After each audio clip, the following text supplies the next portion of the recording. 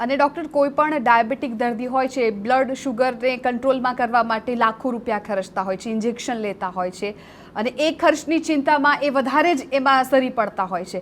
તો જો કોઈ પેશન્ટ બાધુબાગમાં આવે છે તો આર્થિક રીતે એને કેવી રીતે ફાયદો થશે? ચોક્કસ. પહેલાં તો એક વસ્તુ સમજી લેવાની જરૂર છે કે ડાયાબિટીસ આપણે થતો હોય છે તો એ ચેન્જીસ જે છે એ ખરાબી થવાના લીધે શરીરની અંદર બધા અવયવોને પણ ખરાબ કરે છે. અને ડાયાબિટીસને કંટ્રોલ રાખવા માટે અલગ અલગ ગોળીઓ લેતા હોય છે. કોઈ પેશન્ટ એક ગોળીથી લઈને 3, 4, 5, 7, 8 ગોળીઓ સુધી પણ લોકો લેતા હોય છે.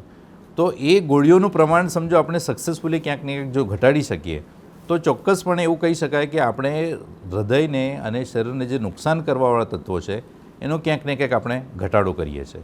અને નુકસાન કરવાવાળા તત્વો જે છે એને કંટ્રોલમાં જ્યારે આપણે રાખીએ છીએ ત્યારે સરવાળે શરીરને આપણે એક સુદૃઢ ભવિષ્ય અને સુદૃઢતા આપવાનો પ્રયત્ન આપણે કરી શકીએ છીએ. હવે જ્યારે ટ્રીટમેન્ટ આપણે કરીએ છીએ તો એવા ટ્રીટમેન્ટની અંદર આપણે પેશન્ટનું આર્થિક કન્ડિશનનો પણ વિચાર કરવાનો પ્રયત્ન કરીએ છીએ.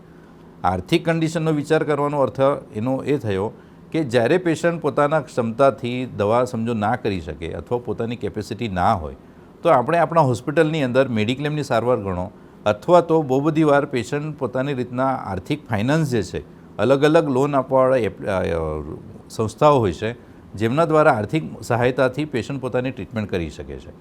અને સરવાળે આ ટ્રીટમેન્ટ આપણે 2 મહિના 3 મહિના સુધી સમજો કરવાની થાય છે. તો ટૂંકમાં એવું કહી શકાય કે પેશન્ટ પોતાની સગવડતાથી પોતાની કન્ડિશનના હિસાબે પોતાનું આર્થિક કન્ડિશન ગણતરીપૂર્વકના ટ્રીટમેન્ટ કોસ્ટ નક્કી કરીને પેશન્ટ પોતાની ટ્રીટમેન્ટ કરે છે.